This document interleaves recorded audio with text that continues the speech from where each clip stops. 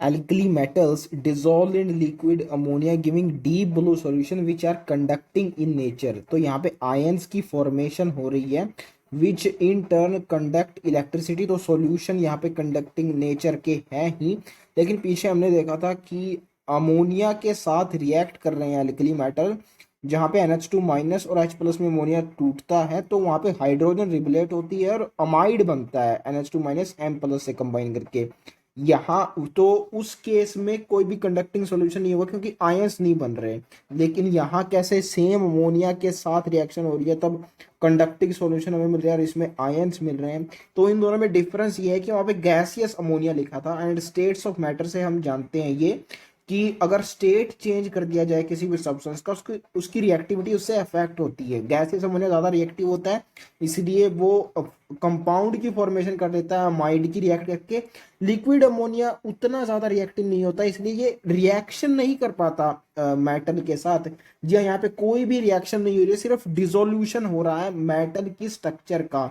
ये हमने chemical bonding में भी देखा था एंड स्टेट्स ऑफ मैटर में भी देखेंगे। एक टिपिकल मेटेलिक स्ट्रक्चर क्या होती है, कर्नल्स होते हैं उसमें positive charges and sea of electrons. तो उन दोनों को सिर्फ अलग किया जा रहा है यहाँ पे अमोनिया के सॉल्यूशन में, एम प्लस एंड इलेक्ट्रॉन्स को अलग किया जा रहा है। ये NH3 इनके साथ जुड़ा हुआ है, it is indicating that the solution is in ammonia.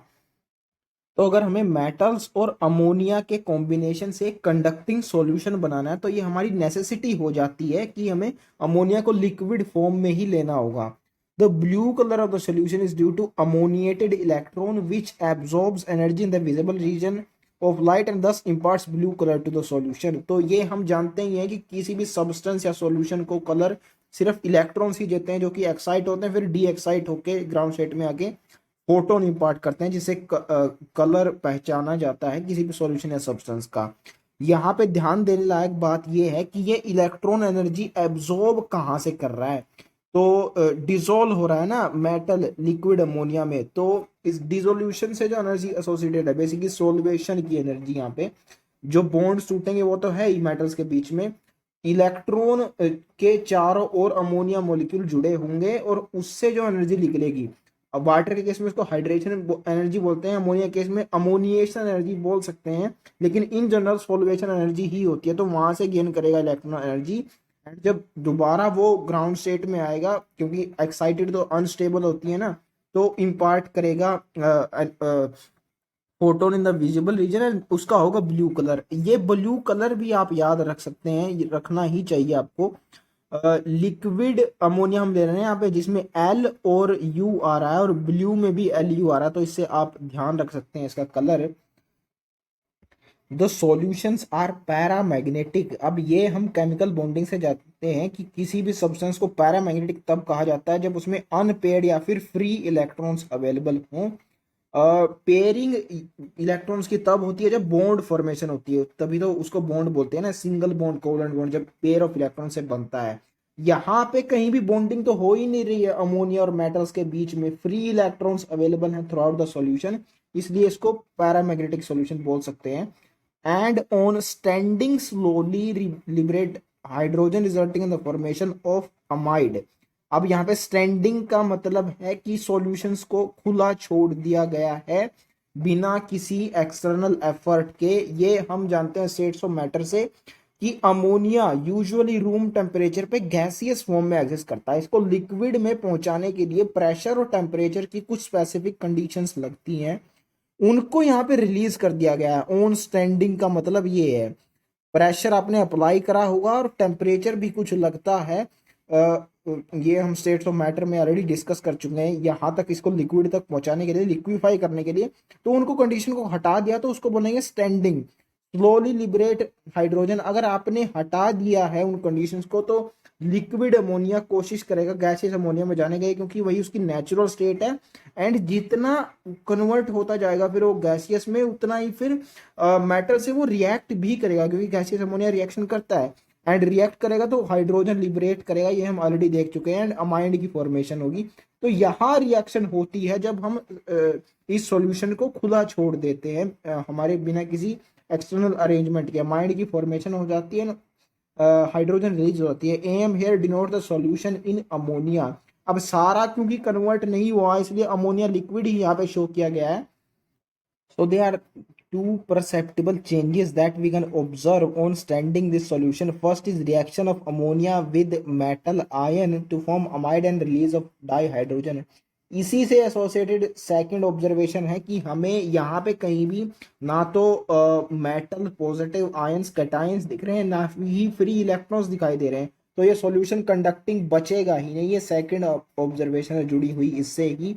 And the colour the solution was due to that free electron only. जो एक्साइट होने की इसमें कैपेबिलिटी थी वो यहाँ पे बचा नहीं है तो कलर भी इसका फेड आउट होने लगा. ये भी चीजें यहाँ पे आप इन्फर आउट कर सकते हैं ऐसे.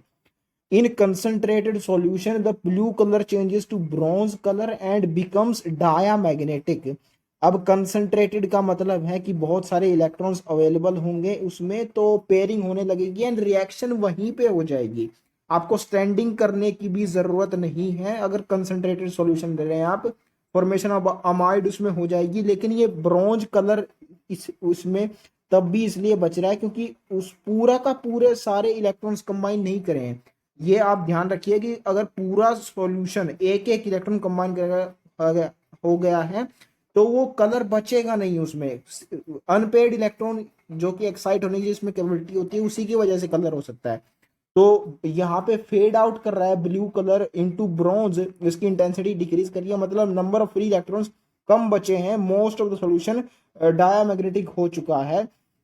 एंड सॉल्यूशन को किसी भी एलिमेंट से आपको कंपेयर नहीं करना चाहिए. जैसे कि केमिकल बॉन्डिंग में हमने पढ़ा था कि एक भी इलेक्ट्रॉन अगर अनपेड है किसी भी एटम के अंदर तो उसको पैरामैग्नेटिक बोल सकते हैं. यहाँ पे ऐसा नहीं होता. अगर मोस्ट ऑफ द सॉल्यूशन में बाउंड इलेक्ट्रॉन है पेयर्ड तो उसको डायमैग्नेटिक बोलेंगे.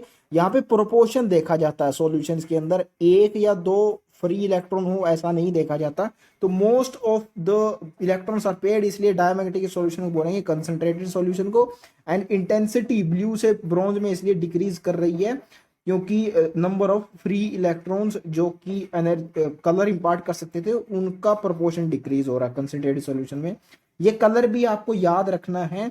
कौन सा कलर चेंज हुआ ब्लू से. तो इस ब्लू को ब्रॉन्ज को ब्लैक नहीं कर देना है आपको क्योंकि ऐसा कर सकते हैं आप कंफ्यूज हो सकते हैं. तो बी और ई एंड स्टार्टिंग और एंड में आ रहा है ब्लू के और ब्रॉन्ज के भी बी और ई स्टार्टिंग एंड में आ रहा है. इसका मतलब इसका नेचर वही रहेगा सिर्फ इसका नाम बड़ा हो रहा है कंसंट्रेटेड सॉल्यूशन में क्योंकि कंसंट्रेशन इंक्रीज हो रही है तो इसका नाम बड़ा हो रहा है. ऐसे आप याद रख सकते हैं. ब्लू से ब्रॉन्ज में कन्वर्ट हो रहा है. ब्लैक में नहीं करना ये मैंने आपको समझा दिया. And that's all about the solution in liquid ammonia. Infer out जरूर करना आना चाहिए आपको. बहुत सारी चीजें इसमें डिटेल में नहीं देगी जैसा कि एनसीईआरटी करती भी है. बहुत क्रिस्प एंड कंसाइज कंटेंट होता है एनसीईआरटी में. Next is uses of alkali metals. Lithium is used to make useful alloys. With lead it is used to make white metal bearings for motor engines. अब इसको याद रखने के लिए मैंने एक ट्रिक यूज की है BPL which is below poverty line. ये बेसिकली एक कार्ड होता है जो कि ऑफ कोर्स उन लोगों को दिया जाता है जो कि पॉवर्टी लाइन के नीचे लाई करते हैं. यहाँ पे B stands for bearings ball bearings and P stands for PB which is lead and L stands for lithium. तो लिथियम और लेड के कॉम्बिनेशन से बियरिंग्स बनती हैं. आप इससे याद रख सकते हैं. वाइट मेटल तो याद रखना आसानी है ना क्योंकि सारे alkali metal silvery white colour के ही होते हैं. With aluminium it is use to make aircraft parts. इसके लिए मैंने कोई ट्रिक नहीं यूज किया क्योंकि मेटलर्जी चैप्टर में हम देखने वाले हैं एल्यूमिनियम क्योंकि एक लाइट मेटल होता है तो लाइट चीजें बनाने के लिए इसका इस्तेमाल किया जाता है. जैसे कि एयरक्राफ्ट पार्ट्स क्योंकि हवाई जहाज में जो भी हिस्से होते हैं वो लाइट होने चाहिए क्योंकि इसको उड़ना होता है. तो इसलिए लिथियम का अगर कॉम्बिनेशन होना एल्यूमिनियम से तो इसमें एयरक्राफ्ट पार्ट्स बनेंगे. ऑब्वियस चीज है. बेसिकली ऊपर यहाँ पे सबसे पहले बताया जा रहा है लिथियम के कॉम्बिनेशन दूसरे मेटल्स के साथ उनके क्या क्या यूजेस हैं क्योंकि लिथियम एल्कली मेटल्स में सबसे पहले आता है.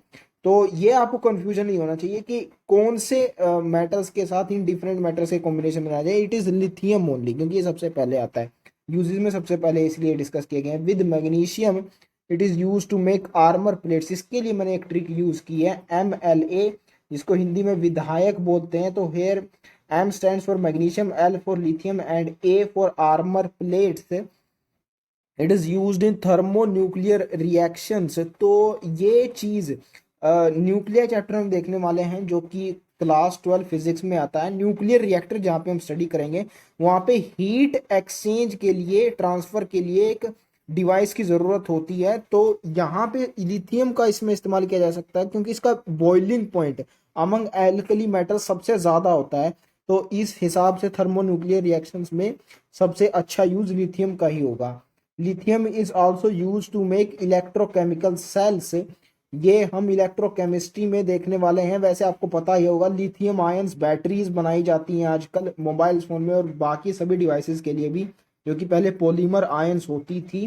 तो ये आप को इन जनरल पता भी होगा एंड देखने भी वाले इलेक्ट्रोकेमिस्ट्री चैप्टर में। ये sodium use to make NaPb alloy needed to make PbEt4 and PbMe4। ये ET and ME stand for ethyl and methyl.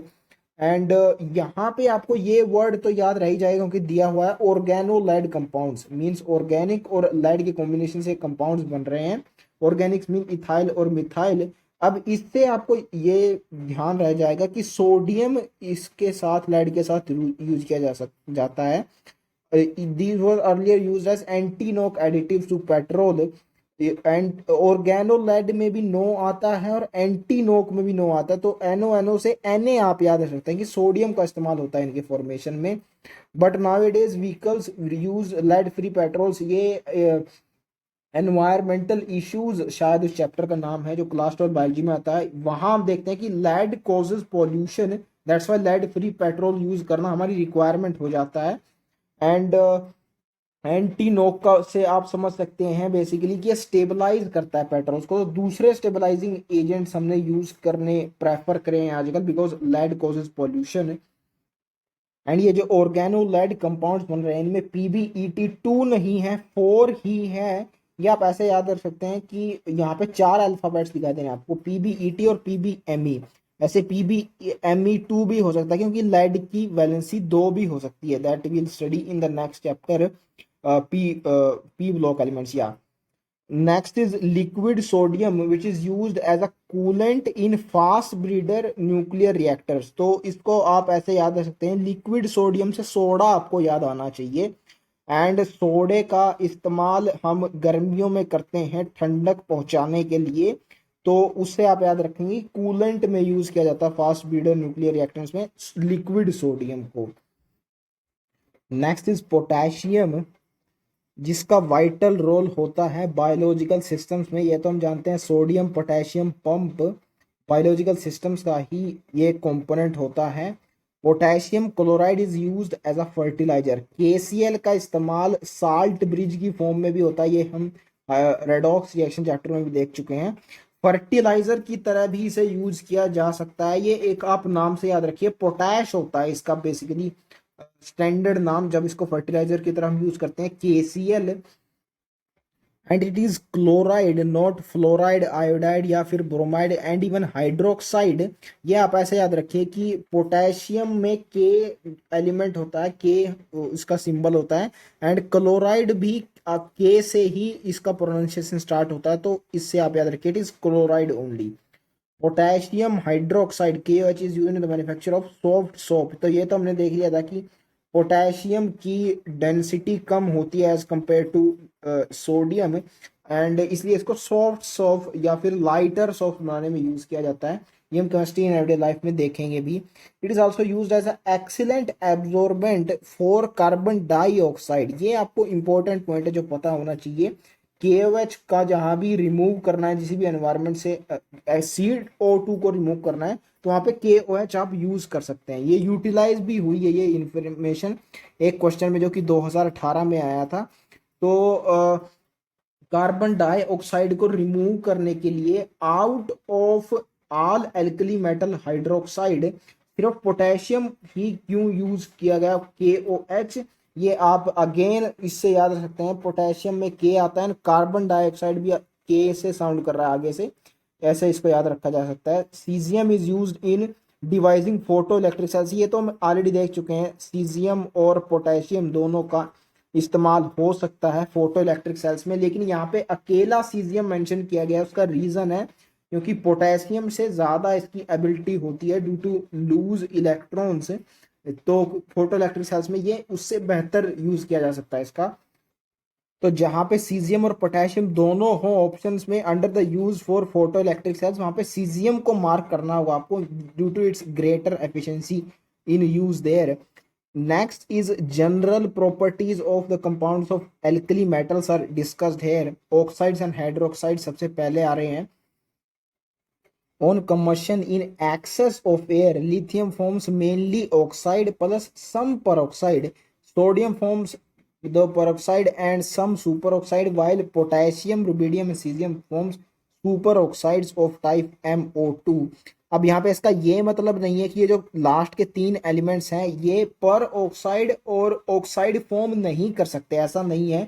बड़े ऑक्साइड के स्टेबलाइजेशन के लिए बड़ा कैटाइन चाहिए होता है, तो छोटे वाले बड़ा नहीं फॉर्म कर सकते, लेकिन बड़े वाले छोटा जरूर से फॉर्म कर सकते हैं। ये डिपेंड करता है the conditions of oxygen. Excess of air हो रहा है तो मेनली प्रेफर करेगा सुपर ऑक्साइड फॉर्म करना, यानी बड़ा कैटायन सुपर ऑक्साइड फॉर्म करना फॉर्म है कि उसके पास एबिलिटी है वो फॉर्म करने की। एंड ये तो हम ऑलरेडी देख ही चुके हैं कि छोटे कैटायन बड़े एनायंस को स्टेबलाइज नहीं कर सकते। तो लिथियम क्योंकि मेनली ऑक्साइड फॉर्म कर सकता है इसलिए सम पेरोक्साइड ही वो फॉर्म करेगा, उससे ऊपर वाला कुछ ही फॉर्म करेगा। और सोडियम मेनली पेरोक्साइड फॉर्म करता है, उससे ऊपर वाला सुपर ऑक्साइड सिर्फ कुछ ही अमाउंट्स में प्रिपेयर करता है। Even in the excess of air, जहाँ पे एयर की कोई कमी नहीं है वहां पे भी ऐसा हो रहा है क्योंकि एबिलिटी ही नहीं है इनके पास। Under appropriate conditions, pure compounds M2O, M2O2 and MO2 यानी per oxide and super oxide may be prepared। तो सुपर ऑक्साइड तो बता ही दिया किन कंडीशंस में बनता है, इन एलिमेंट से, पोटेशियम, रुबिडियम और सीजियम से, इन एक्सेस ऑफ एयर, पूरी सप्लाई हो जहाँ पे कोई कमी ना हो ऑक्सीजन की। एम ऑक्साइड और पर ऑक्साइड भी ये बना सकते हैं, मैं आपको ऑलरेडी बता चुका हूँ अभी। एंड किन कंडीशंस के अंदर ऐसा होता है ये आपको लर्न करने की जरूरत नहीं है, सिर्फ इतना याद रखिए कि ये बना सकते हैं, ऐसा नहीं है कि ये बना ही नहीं पाएंगे। The increasing stability of the peroxide और superoxide as the size of the metal increases is due to the stabilization of the large anions by larger cations through lattice energy effects. तो अगर आनायन बड़ा है तो उसके comparison में cation भी बड़ा होना चाहिए एक स्टेबल या फिर स्ट्रॉन्ग लैटिस बनने के लिए। यही चीज यहाँ पे बताई जा रही है कि इसीलिए बड़े एनायन को बड़ा कैटायन ही स्टेबलाइज करता है। अगर छोटा बड़ा का कॉम्बिनेशन होगा तो लैटिस परफेक्ट स्टेबल एक स्ट्रॉन्ग लैटिस की स्ट्रक्चर नहीं बन पाएगी। ये ऐसा ही बॉन्ड्स के केस में भी होता है, अगर दोनों सिमिलर एटम्स हैं तो स्ट्रॉन्गेस्ट बॉन्ड वो बना सकते हैं। एंड वो कोई बड़ा बहुत बड़ा एटम है और छोटा एटम कंबाइन कर रहा है उससे, तो बॉन्ड की स्ट्रेंथ वीक होगी जो उनके बीच में बनेगा। These oxides are easily hydrolyzed by water to form hydroxides according to the following reactions। अब यहाँ पे आपको यह भी पता होना चाहिए कि कौन से हाइड्रोक्स ऑक्साइड से कौन सा किन प्रोडक्ट्स की फॉर्मेशन हो रही है। सिंपल अगर ऑक्साइड लेंगे आप तो उसमें तो सिर्फ हाइड्रोक्साइड ही बनेगा हाइड्रोलिसिस से। Simply water H plus OH minus में टूट रहा है तो M प्लस OH माइनस से कंबाइन कर रहा है। मैंने आपको बताया था हाइड्रोजन चैप्टर में कि परोक्साइड हाइड्रोजन परोक्साइड बनाने के लिए हमें किसी दूसरे परोक्साइड की ही जरूरत होती है। तो यहाँ पे अगर मेटल परोक्साइड की रिएक्शन हो रही है हाइड्रोलिसिस तो उसे हाइड्रोजन परोक्साइड भी बनेगा। तो apart from hydroxide there will be the formation of hydrogen peroxide when metal peroxide reacts with water and the last one is super oxide. तो इसमें एक ऑक्सीजन भी एक्स्ट्रा बनेगा, तो रेस्पेक्टिवली इंक्रीज करते जा रहे हैं प्रोडक्ट्स, इसलिए इसको सुपर ऑक्साइड बोलते हैं। इसमें नंबर ऑफ प्रोडक्ट्स सबसे ज्यादा बनते हैं हाइड्रोलिसिस करने पे। एंड जो थर्ड प्रोडक्ट है ये ऑक्सीजन बनता है, ये आप ऐसे याद रख सकते हैं कि यहाँ O2 आ रहा है ना, तो ये सेम O2 यहाँ पे निकल रहा है। एंड हाइड्रोजन पेरोक्साइड की फॉर्मेशन किसी पेरोक्साइड से ही हो सकती है, तो आप जानते ही हैं। तो सेकंड केस में पेरोक्साइड से बनेगा हाइड्रोजन पेरोक्साइड, ये एक्स्ट्रा प्रोडक्ट होगा। तो ऐसे रेस्पेक्टली कैसे प्रोडक्ट इंक्रीज हो रहे हैं यहाँ पे याद रख सकते हैं। पहले में सिर्फ हाइड्रोक्साइड ही फॉर्म होगा। एंड एक और चीज जो यहाँ पे आप ऑब्जर्व कर पा रहे हैं कि ये सिर्फ सुपर ऑक्साइड ही है जिसमें डिस्प्रोपोर्शनेशन पॉसिबल हो पा रहा है ऑक्सीजन का। यानी अपनी -12 से इंक्रीज भी हो रही है इसकी ऑक्सीडेशन स्टेट और डिक्रीज भी हो रही है। तो ये भी एक इंपॉर्टेंट पॉइंट जो आप यहाँ से रिटेन कर सकते हैं।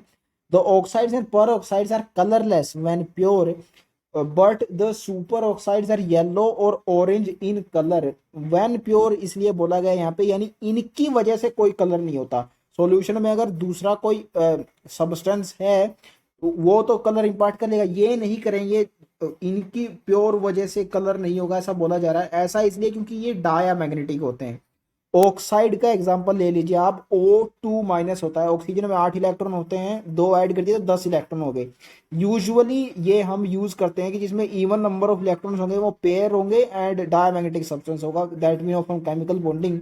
तो इसलिए ऑक्साइड को डायमैग्नेटिक बोलते हैं। पर ऑक्साइड के अंदर O2-, O2-, बेसिकली क्योंकि एक सिंगल ऑक्सीजन में -1 चार्ज होता है तो दो पे हुआ 2 माइनस, तो 2 ऑक्सीजन में हुए 16 इलेक्ट्रॉन, 2 उसमें ऐड कर दिए तो 18 इलेक्ट्रॉन हो गए। अगेन आपके पास इवन नंबर ऑफ इलेक्ट्रॉन आ रहे हैं तो ये भी डायमैग्नेटिक होगा। सुपर ऑक्साइड में ही सिर्फ ओड नंबर ऑफ इलेक्ट्रॉन्स आपके पास आते हैं, O2- होता है, यानी 16 + 1 17, 17 होंगे अनपेड इलेक्ट्रॉन्स, तो ये होगा पैरामैग्नेटिक, इसलिए ये कलर शो करेगा। एंड इसका कलर भी आपको याद रखना है, सुपर ऑक्साइड में RO एक साथ आते हैं और ऑरेंज में भी RO एक साथ आ रहा है, तो इससे आप ऑरेंज कलर याद रख सकते हैं। वीप ग्योर में ऑरेंज और येलो एक साथ आते हैं तो येलो भी कलर ये हो सकता है थोड़ा थोड़ा, ये आप ऐसे याद रख लीजिए। Super oxide are also paramagnetic, तो इससे आप कलर एसोसिएट कर सकते हैं पैरामैग्नेटिक नेचर से ही, केमिकल बॉन्डिंग से हम जानते हैं। Sodium peroxide is widely used as an oxidizing agent in inorganic chemistry, तो पर ऑक्साइड है यानी और ऑक्सीजन की प्रेजेंस है इस कंपाउंड में, इसलिए हम बोल सकते हैं कि ये ऑक्सीडाइजिंग एजेंट की तरह एक्ट कर सकता है। Next is example 10.3 which is asking why potassium oxide super oxide is paramagnetic. तो सुपर ऑक्साइड आयन की वजह से ही, जिसमें 17 इलेक्ट्रॉन्स होते हैं अनपेड, तो ये पैरामैग्नेटिक हो जाएगा compound as a whole because it contains 1 unpaired electron in π*2p molecular orbitals. ये एग्जैक्टली आप केमिकल बॉन्डिंग का यूज करके बता सकते हैं। हम जानते हैं O2 मॉलिक्यूल में 16 इलेक्ट्रॉन होते हैं, तो π*2px, π*2py, इन दोनों में एक एक इलेक्ट्रॉन्स भरा जाएगा, अनपेड होंगे। 17 इलेक्ट्रॉन का मतलब है π*2px में पेयरिंग हो जाएगी, एक और इलेक्ट्रॉन हो जाएगा, तो π*2py अगेन अनपेड ही रहेगा। तो ये एग्जैक्टली आप बताना चाहें तो π*2py है जो अनपेड रहेगा, जिसमें एक ही इलेक्ट्रॉन की प्रेजेंस होगी। And that's why this compound as a whole potassium oxide super oxide ion की प्रेजेंस की वजह से ये पैरामैग्नेटिक नेचर होता है इसका।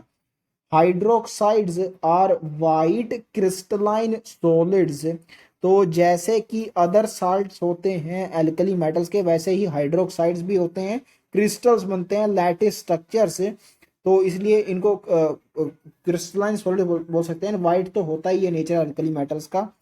स्ट्रॉन्गेस्ट ऑफ ऑल बेसिस होते हैं ये, dissolve free in water with evolution of much heat on account of intense hydration.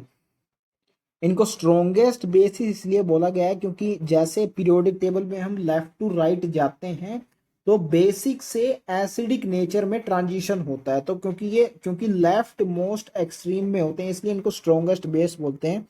ऐसे ही जैसे हम टॉप टू बॉटम आते हैं वैसे बेसिक करेक्टर इंक्रीज करता है, तो ये जस्ट अपोजिट ट्रेंड्स होते हैं पीरियोडिक टेबल में जो हम ऑलरेडी देख चुके हैं।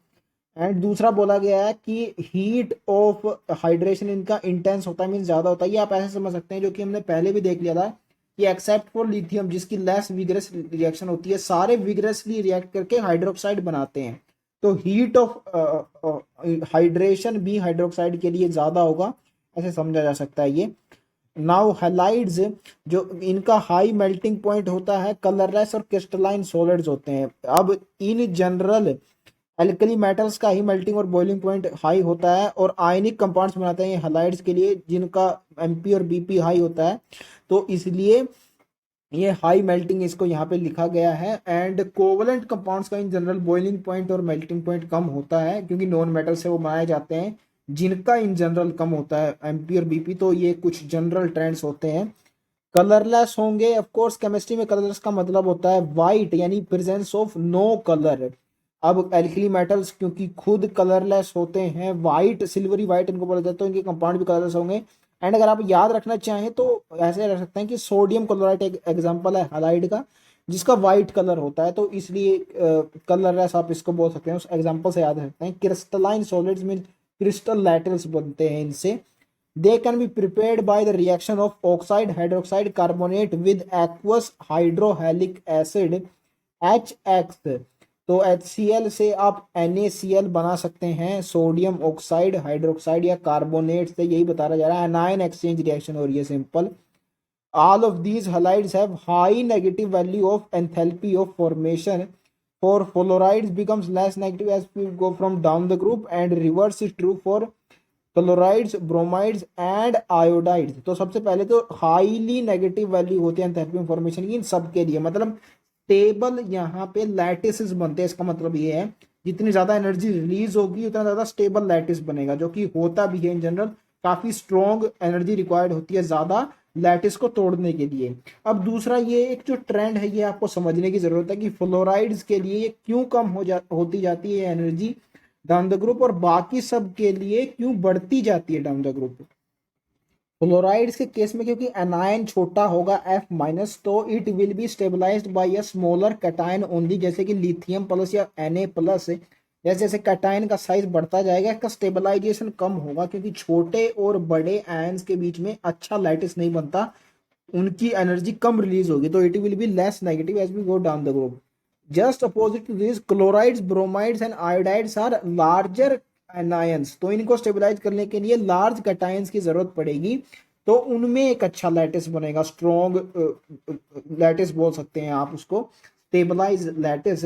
तो जैसे लिथियम से CS+ तक अब जाएंगे, कैटायंस का साइज बढ़ता जाएगा, वैसे स्टेबलाइजेशन बढ़ता जाएगा क्लोराइड्स, ब्रोमाइड्स और आयोडाइड्स का, और एनर्जी फिर मोर रिलीज होगी, तो मोर नेगेटिव होगी इसकी वैल्यू एंथैल्पी फॉर्मेशन की क्लोराइड्स, ब्रोमाइड्स और आयोडाइड के केस में। ऐसे ऐसे इन दोनों ट्रेंड्स को समझा जा सकता है। For a given metal enthalpy of formation always becomes less negative from fluoride to iodine, यानी वैल्यू इसकी कम होती जाती है फ्लोरीन से आयोडीन तक एक गिवन मेटल के लिए। तो ये आप समझ सकते हैं ऐसे कि आयोनिक बॉन्ड बेसिकली एक मोस्ट इलेक्ट्रोपॉजिटिव एलिमेंट यानी मेटल और मोस्ट इलेक्ट्रोनेगेटिव नॉन मेटल में बनता है। इन सब में मोस्ट इलेक्ट्रोनेगेटिव होता है फ्लोरीन, तो सबसे स्ट्रॉन्गेस्ट बॉन्ड वही बनाएगा, तो फिर उसकी लैटिस एंथैल्पी सबसे ज्यादा होगी, यानी मोस्ट स्टेबलाइज्ड होगा, तो रिलीज एनर्जी उस केस में सबसे ज्यादा होगी। The melting and boiling points always follow the trend. Fluoride का सबसे ज्यादा होता है और आयोडाइड्स का सबसे कम। तो इसको आप ऐसे समझ सकते हैं, लिथियम क्योंकि सबसे छोटा एल्कली मेटल होता है, एम्पियर बीपी उसका सबसे ज्यादा होता है, तो फ्लोरीन क्योंकि सबसे छोटा इनमें, इसलिए फ्लोराइड के साथ सबसे ज्यादा होगा मेल्टिंग एंड बॉइलिंग पॉइंट्स की वैल्यू। ऐसे इसको समझा जा सकता है। All these halides are soluble in water. तो ionic compounds in general water में सोल्युबल होते हैं, ये भी आयनिक ही हैं, वाटर क्योंकि एक पोलर सॉल्वेंट होता है। एंड ऐसे ही ऑर्गेनिक कंपाउंड्स होंगे, ऑर्गेनिक सॉल्वेंट्स यानी नॉन पोलर सॉल्वेंट्स में सॉल्युबल। ये एक काफी जनरल पॉइंट है जो सबको पता ही होता है। Low solubility of LiF in water is due to high lattice enthalpy, whereas low solubility of CSI is due to smaller hydration enthalpy of the two ions। तो ये दोनों ही कंपाउंड्स हैलाइड्स एल्कली मेटल्स के insoluble होते हैं, लेकिन दोनों की कम solubility का रीजन अलग अलग है, जो कि आपको पता होना चाहिए। LiF में दोनों ही स्मॉलर एटम्स हैं, आयन स्मॉलर है, तो लैटिस स्ट्रॉन्ग बनेगा, तो इसमें हाई लैटिस एंथैल्पी कॉज होगी लो सोलिबिलिटी का। ये हम थर्मोडायनेमिक्स चैप्टर से जानते हैं, सोलिबिलिटी का formula lattice enthalpy plus hydration enthalpy in case solvent is water. तो फर्स्ट केस में सोलिबिलिटी कम है क्योंकि लैटिस एंथैल्पी ज्यादा है LiF की। सेकंड केस में CS और I- ये दोनों आयंस CS+ ये बड़े आयंस हैं, तो लैटिस एनर्जी तो इनके केस में कम होगी, स्ट्रॉन्ग लैटिस नहीं बन पाएगा, छोटे एटम्स ही स्ट्रॉन्गर बॉन्ड बना सकते हैं, तो इनकी लैटिस एंथैल्पी तो लो होगी, जो कि कंट्रीब्यूट करेगी सोलिबिलिटी में, यानी इनको तोड़ना आसान होगा। तो ये तो लो सोलिबिलिटी का रीजन नहीं है इस केस में। स्मॉलर हाइड्रेशन एंथैल्पी होगी, यानी सेकंड चीज जो कि सोलिबिलिटी में कंप्यूट करती है। CS+ और I- ये दोनों बड़े बड़े आयंस है, रिस्पेक्टिव ग्रुप में सबसे बड़ा साइज है इनका। एंड हम जानते हैं हाइड्रेशन एंथैल्पी साइज के साथ डिक्रीज करती है, तो इसलिए थोड़ी हाइड्रेशन एनर्जी होना इनकी लो सोलिबिलिटी का कारण है। तो अलग अलग मैंने इन दोनों का एक्सप्लेन कर दिया है। अब रीजन आपको ये बिल्कुल ध्यान रहना चाहिए। Other halides of lithium are soluble in ethanol, acetone, ethyl acetate. तो ये ऑर्गेनिक सॉल्वेंट्स आपके सामने दिए हुए हैं, इनके नाम नहीं रटने आपको, सिर्फ इतना पता होना चाहिए कि ये ऑर्गेनिक कंपाउंड्स हैं। There can be numerous organic solvents, सिर्फ इतना आपको यहाँ पे बताने की कोशिश की जा रही है। लिथियम फ्लोराइड तो इनसॉल्युबल होता है पोलर सॉल्वेंट में भी, तो नॉन पोलर में तो कहाँ ही वो सॉल्युबल होगा, क्योंकि लैटिस एंथैल्पी इसकी ज्यादा होती है, पोलर सॉल्वेंट भी नहीं तोड़ पाते इसको, तो ऑर्गेनिक सॉल्वेंट कहाँ से तोड़ेंगे। लेकिन इसके अलावा जो लिथियम के हलाइड्स होते हैं क्लोराइड से लेके आयोडाइड तक, वो जरूर सॉल्युबल होते हैं ऑर्गेनिक सॉल्वेंट्स में। इसका रीजन ये है कि ऑर्गेनिक कंपाउंड्स वो बनते हैं, क्योंकि लिथियम छोटा कैटायन है तो बड़े आयन का डिस्टॉर्शन ज्यादा करेगा, तो कोवलेंट नेचर उन कंपाउंड्स का ज्यादा होगा, तो इसलिए ऑर्गेनिक सॉल्वेंट्स में सॉल्युबल होंगे, ना कि वाटर में। आगे लिखा है that LiCl is soluble in pyridine also. Pyridine भी एक ऑर्गेनिक सॉल्वेंट होता है, लेकिन इसको अलग से यहाँ पे इसलिए मेंशन किया गया है क्योंकि बाकी तीनों जो सॉल्वेंट्स है ऑर्गेनिक, उनसे इसका थोड़ा अलग नेचर होता है, पूरी तरह से ऑर्गेनिक होता है, इसमें पोलैरिटी का कोई चांस ही नहीं होता। पायरीडीन की स्ट्रक्चर हम देखेंगे ऑर्गेनिक केमिस्ट्री चैप्टर में, जो 12th चैप्टर है इसी बुक का, वहां पे लिखेगा ये हेट्रोसाइक्लिक एक कंपाउंड होता है, बेंजीन रिंग के अंदर नाइट्रोजन होता है, तो इसमें पोलैरिटी का कोई चांस नहीं है। ऊपर इथेनॉल है जिसमें ऑक्सीजन पे डेल पॉजिटिव और हाइड्रोजन पे ऑक्सीजन पे डेल नेगेटिव और हाइड्रोजन पे डेल पॉजिटिव। एसीटोन में CH3CO CH3 होता है ये, तो कार्बन पे डेल पॉजिटिव और ऑक्सीजन पे नेगेटिव इसमें आ जाता है। ऐसे इथाइल एसीटेट में भी नेगेटिव और पॉजिटिव आयन जनरेट हो सकते हैं, तो कुछ कुछ पोलर नेचर हो सकता है इनऑर्गेनिक कंपाउंड में soluble. And at the end of the day हम जानते हैं कि लिथियम के हलाइड्स होते तो आयनिक ही हैं, इनमें कोवलेंट नेचर ज्यादा होता है डिस्टॉर्शन के कारण, फजान रूल से हमने समझा, लेकिन होते तो आयनिक होते हैं।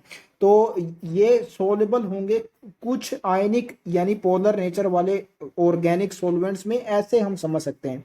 लेकिन पायरीडीन तक में सोल्युबल होते हैं, ये आपको यहाँ पे इसलिए अलग से मेंशन किया गया है, पायरीडीन का अलग से एग्जांपल लिया गया है, ये इंडिकेट करने के लिए कि कोवलेंट नेचर बहुत ज्यादा हो जाता है आफ्टर LiF, जो कि किसी में भी सॉल्युबल नहीं होता, वाटर में नहीं ऑर्गेनिक सॉल्वेंट्स में।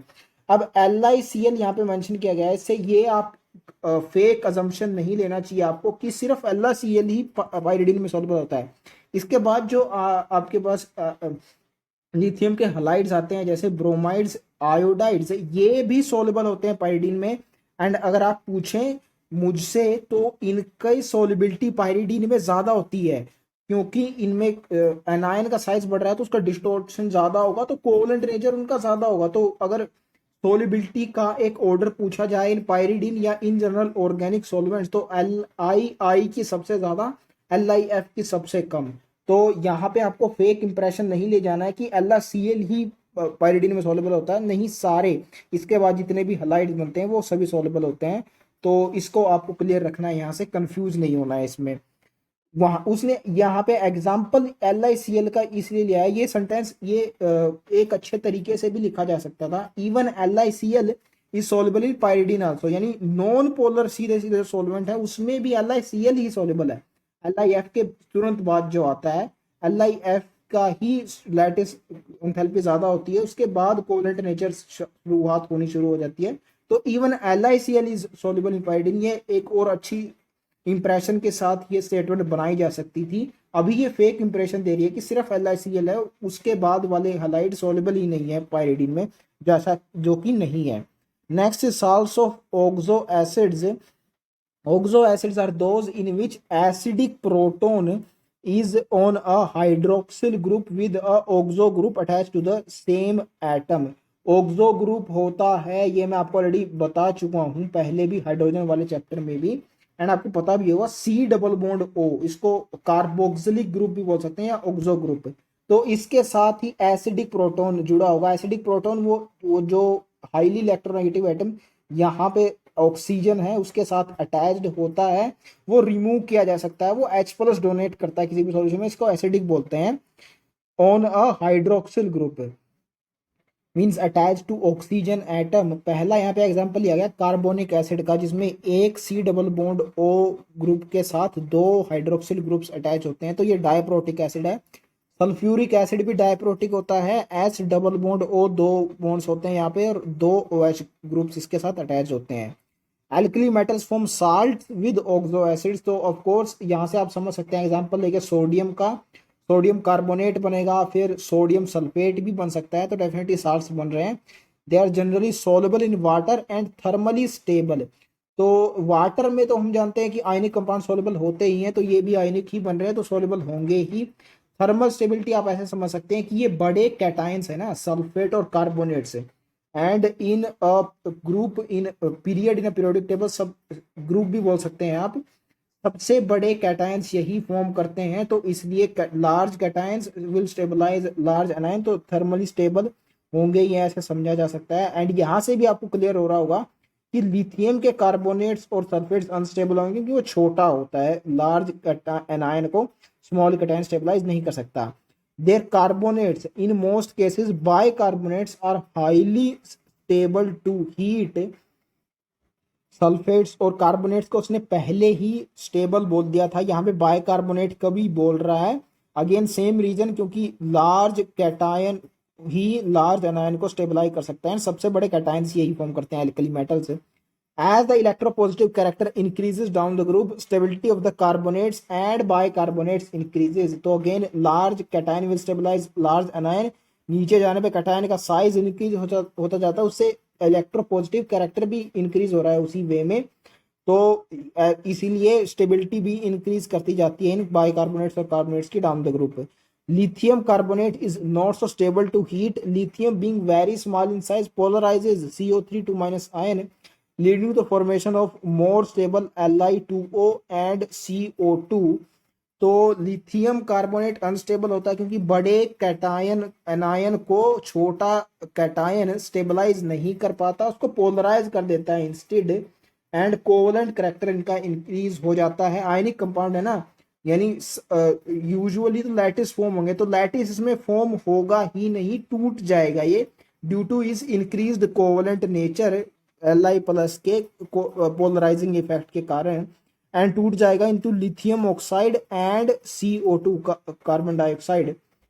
एंड लिथियम कार्बोनेट किन कंपाउंड्स में टूटेगा ये भी प्रिडिक्ट करना आसान है, इन दोनों को जोड़ दीजिए, लिथियम ऑक्साइड और CO2 को, Li2CO3 आपको मिल जाएगा, which is the formula for lithium carbonate. Its bicarbonate does not exist as a solid, ये आप एक्सेप्शनल या फिर अनोमलस प्रॉपर्टीज ऑफ लिथियम के अंडर भी पढ़ने वाले हैं। बाइकार्बोनेट क्योंकि और बड़ा एनायन है एज कंपेयर टू कार्बोनेट, तो इसको तो Li प्लस बिल्कुल ही हैंडल नहीं कर पाएगा, एंड यहाँ पे क्रिस्टल सॉलिड लैटिस की फॉर्मेशन हो ही नहीं पाएगी, इसलिए इसके बारे में बोला गया है ये सॉलिड फॉर्म में एग्जिस्ट नहीं करता है। Anomalous properties of lithium, they are due to its small size, high polarizing power, charge to radius ratio को ही हाई पोलराइजिंग पावर बोलते हैं, यानी चार्ज उसका बड़ा है, रेडियस उसकी छोटी है, दोनों ही फैक्टर्स पोलराइजिंग पावर को कंट्रीब्यूट कर रहे हैं।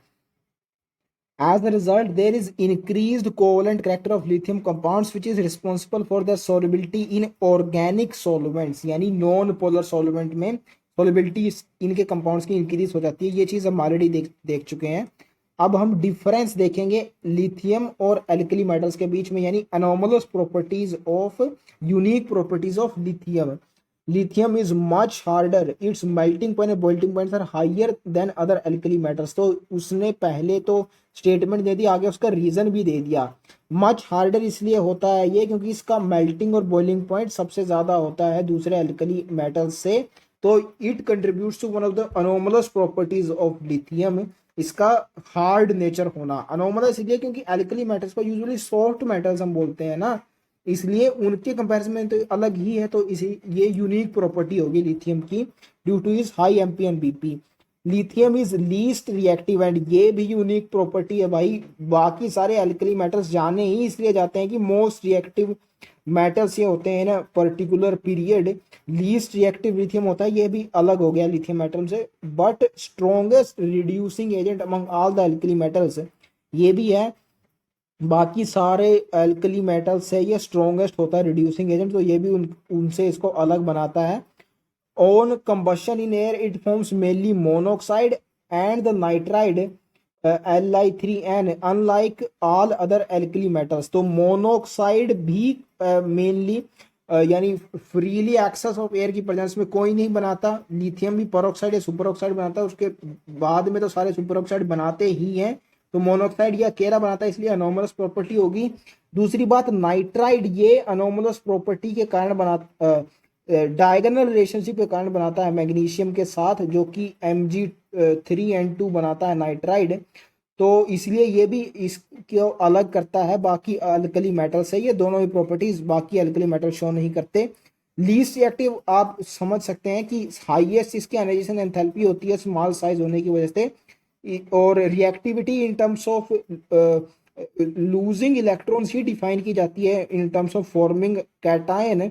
तो इसलिए इसको लीस्ट रिएक्टिव बोला गया है, ऐसे इसको समझा जा सकता है। एंड स्ट्रॉन्गेस्ट रिड्यूसिंग एजेंट तो आप जानते ही हैं, इसका कैटायन जो फॉर्म होता है उसकी हाइड्रेशन एनर्जी सबसे ज़्यादा होती है। LiCl is डेलिक्विशेंट। डेलिक्विशेंट का मतलब ही होता है that it absorbs moisture from the environment, यानी इसको एनवायरनमेंट में ऐसे ही रखा जाए, इसकी रिएक्शन ना करवाई जाए वाटर से, तब भी ये खुद ही एब्जॉर्ब कर लेगा एनवायरनमेंट से वाटर को। इसको डेलिक्विशेंट बोलते हैं। इसका एक और नाम है हाइग्रोस्कोपिक नेचर भी इसको बोल सकते हैं, जो कि हमने इक्विलिब्रियम चैप्टर में देखा था। स्पेरिंगली सोल्युबल साल्ट्स के अंडर सोलिबिलिटी उनकी जहाँ पे डिस्कस की गई है। तो इन दोनों वर्ड्स का मीनिंग ऑलमोस्ट सेम है, इनमें आपको कंफ्यूज होने की जरूरत नहीं है। It crystallizes as a hydrate LiCl.2H2O whereas other alkali metal chlorides do not form hydrates। And इसका हम रीजन जानते हैं क्योंकि इसमें कैटायन का साइज बड़ा होता है, तो हाइड्रेशन एनर्जी उतनी नहीं हो पाती। और यहाँ पे दो इनका एंथैल्पी ऑफ हाइड्राइजेशन मींस दो हाइड्रेट्स इससे जुड़े हुए हैं, ये तक आपको याद रखना होगा। आई थिंक ये 2020 में एक क्वेश्चन आया हुआ है कि LiCl.H2O की तरह हाइड्रेट फॉर्म करता है। HCl एक ऑप्शन में था and it was one of the incorrect option, ये आपको सिलेक्ट करना था। तो ये तक आपको याद रखना। ये पूछ इसलिए लिया गया क्योंकि इसका कंसेप्चुअल रीजन है भाई। दूसरे अल्कलाइन अर्थ मेटल्स जो हैं वो सारे हाइड्रेट्स फॉर्म करते हैं, उनमें जो सबसे कम हाइड्रेशन जिसका होता है इट इज BaCl2.2H2O। यानी एल्कली मेटल्स के क्लोराइड्स तो हाइड्रेटेड होते ही नहीं है, तो इनमें जो होगा वो उसके जितना होगा जो एल्कलाइन अर्थ मेटल्स में सबसे कम है, क्योंकि इनमें दूसरे तो हैं ही नहीं, इनका साइज बड़ा होने की वजह से। होंगे भी तो वो होगा एक LiCl जो अल्कलाइन अर्थ मेटल्स में सबसे कम हाइड्रेटेड होता है। BaCl2 होता है सबसे कम, जिसके साथ दो अटैच्ड है, इसलिए इसके साथ दो अटैच्ड है। इसका एक रीजन है। तो LiCl.2H2 इसलिए होता है। एंड ये मैंने आपको बताया था LiCl इसमें दो एटम्स एसोसिएटेड हैं, इसे आप याद रख सकते हैं कि दो है। एंड उससे तो हम कंसेप्चुअली तो देखने ही वाले हैं कि BaCl2 इससे दो हैं, तो इससे इसलिए भी दो इसमें दो हैं। lithium bicarbonate not obtained in the solid form while all other elements form solid bicarbonate। इसका रीजन मैंने आपको बता दिया, लैटिस इसमें नहीं बन पाता क्योंकि बहुत बड़ा इसमें एनायन हो जाता है जो कि लिथियम स्टेबलाइज नहीं कर पाता, तो लैटिस उनमें बन ही नहीं पाता, इसलिए सॉलिड क्रिस्टल फॉर्म में एग्जिस्ट नहीं करता bicarbonate. Lithium unlike other alkali metals forms no ethynide on reaction with ethyne. ये एक रिएक्शन है जो कि हम यूज करते हैं इथाइन की एसिडिटी का पता लगाने के लिए, एल्कली मेटल्स के साथ उसकी रिएक्शन करके। हाइड्रोकार्बन चैप्टर में ये आने वाली है। तो लिथियम ये रिएक्शन नहीं देता है, वहां पे सोडियम का एग्जांपल दिया गया है, सोडियम जरूर देता है, सोडियम इथेनाइड वहां पे फॉर्म किया गया है। एंड इस रिएक्शन में आप वहां देखेंगे कि हाइड्रोजन लिबरेट हो रहा है, मतलब ये मेटल का रिड्यूसिंग नेचर भी दिखाती है रिएक्शन। तो लिथियम तो भाई स्ट्रॉन्गेस्ट रिड्यूसिंग एजेंट होता है, तो सबसे पहले ये रिएक्शन देने चाहिए। हाइड्रोजन का लिबरेशन यहाँ पे हो रहा है, तो लिथियम क्यों नहीं दे रहा है ये रिएक्शन। तो उस रिएक्शन में आप देखेंगे जो कंपाउंड बन रहा है ये इथेनाइड, इसमें M प्लस हो रहा है जैसे कि वहां पे Na प्लस था, और इसके साथ एक एनायन जुड़ रहा है बहुत बड़ा, इथेनाइड का जो एनायन होता है। लिथियम क्योंकि एक छोटा कैटायन है तो बड़े एनायन के साथ ये एसोसिएटेड नहीं रख सकता, उसको ये संभाल नहीं सकता, इसलिए ये रिएक्शन नहीं होती। अदरवाइज हम जानते हैं लिथियम का स्ट्रॉन्गेस्ट रिड्यूसिंग एजेंट एक्शन तो होता ही है, तो उसकी वजह से तो होनी ही थी ये। लार्ज एनायन को ये स्टेबलाइज नहीं कर पाता छोटा कैटायन, इसलिए नहीं होती ये reaction.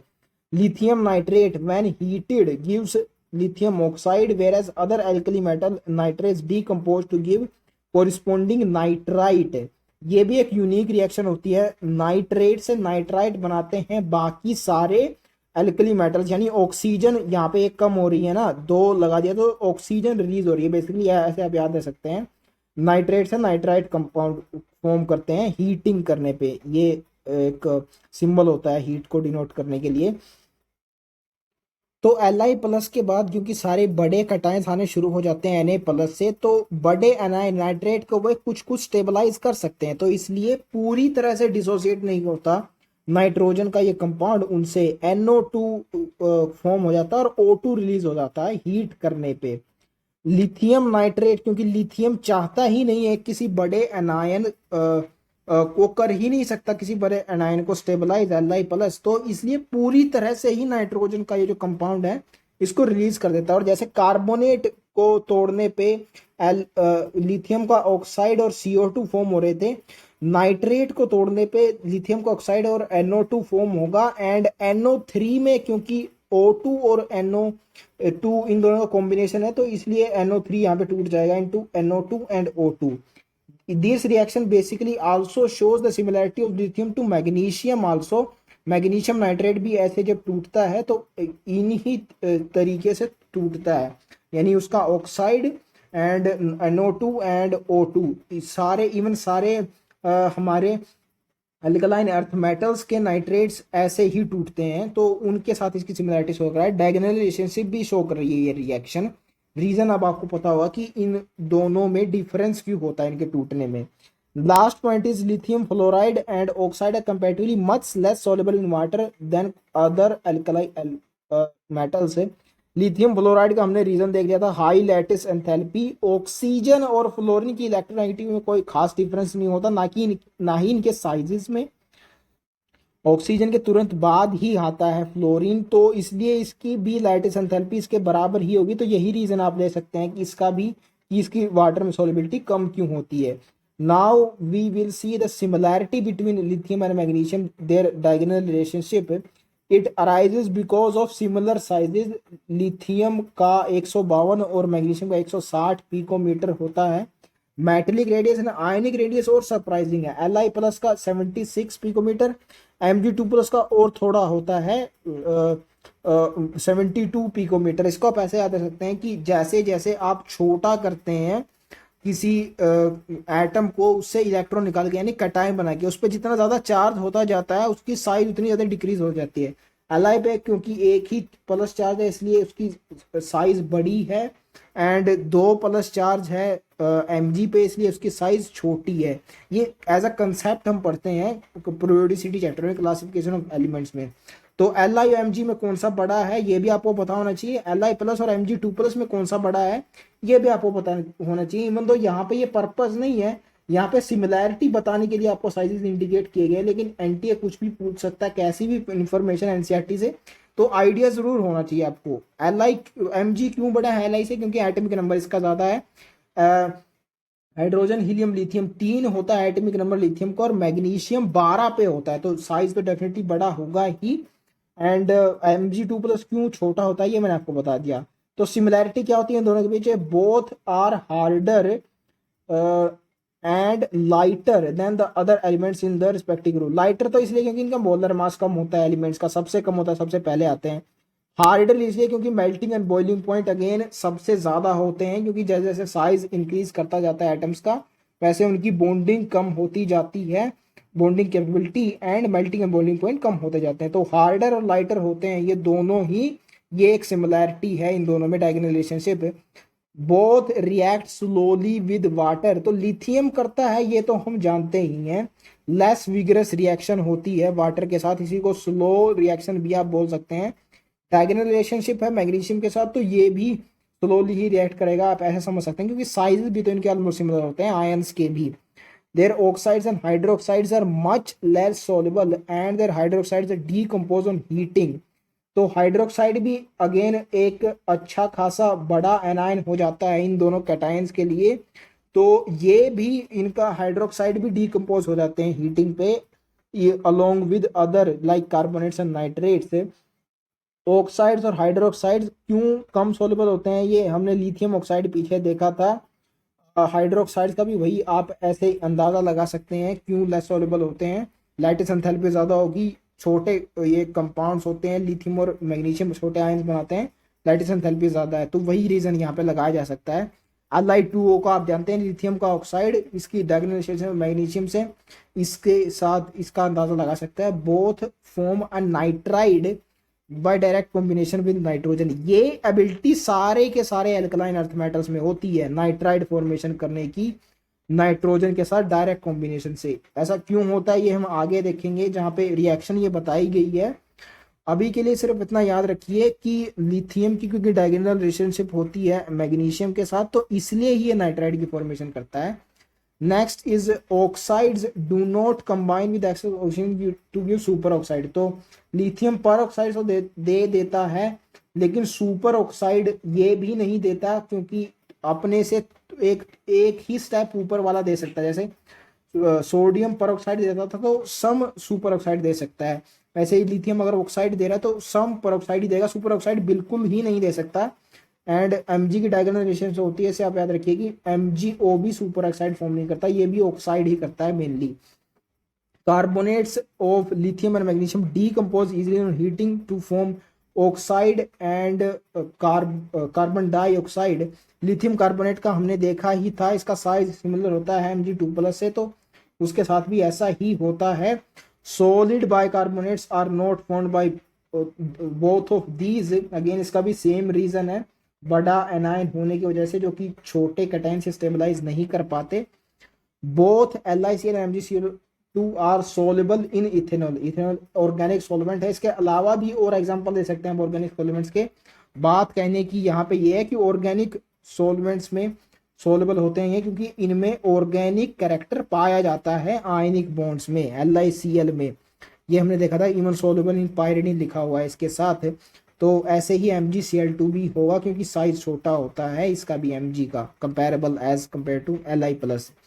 Next is LiCl MgCl2 are deliquescent and crystallise to form aqua solution as hydrate.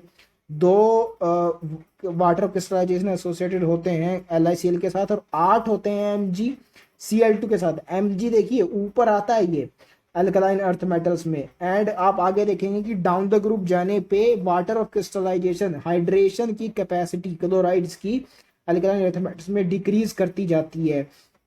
तो ये इसका रीजन हम वहां देखेंगे। अभी के लिए इतना याद रखिए कि इसमें एक्सटेंसिव होता है, 2 और 8 में देख लीजिए आप, बहुत ज्यादा डिफरेंस है। तो यहाँ से आपको इतना ही याद रखना है कि MgCl2 की कैपेबिलिटी ज्यादा होती है वाटर क्रिस्टलाइजेशन अटैच करने की। जैसे जैसे नीचे जाते हैं BaCl2 में सिर्फ 2 रह जाते हैं, इसलिए जो सबसे कम है अल्कलाइन अर्थ मेटल्स का हाइड्रेटेड क्लोराइड, वही एक सबसे ज्यादा वाला होगा एल्कली मेटल का, जो कि लिथियम होता है। It would be 2, water crystallization 2 होगा इस केस में। तो these were the similarities, and इनको सीधे सीधे प्रेडिक्ट किया जा सकता है यार, जब उसने शुरुआत में ही बोल दिया इन दोनों का साइज सेम होता है और चार्ज टू रेडियस रेशो होता है, उसकी वजह से जितनी भी लिथियम की प्रॉपर्टीज अराइज करती हैं उनसे कंपैरेबल होगा ही मैग्नीशियम। ये आप ये ना भी पढ़ते तो सिर्फ लिथियम की प्रॉपर्टीज अगर पढ़ते तब भी प्रिडिक्ट कर पाते ये चीज। आगे आपसे कुछ इंपॉर्टेंट कंपाउंड्स डिस्कस किए गए हैं सोडियम के। इनमें से पहला है सोडियम कार्बोनेट, जिसको वाशिंग सोडा भी बोलते हैं, एंड इसका जो नाम है उसमें डाई आता है, मीन्स 2, एंड 8 आता है, जो कि EIGHT 8 से रिजेंबल करता है। इससे आप याद रखेंगे इसमें जो वाटर ऑफ क्रिस्टलाइजेशन होता है सोडियम कार्बोनेट में, वो 10 होता है, डाई +8 10।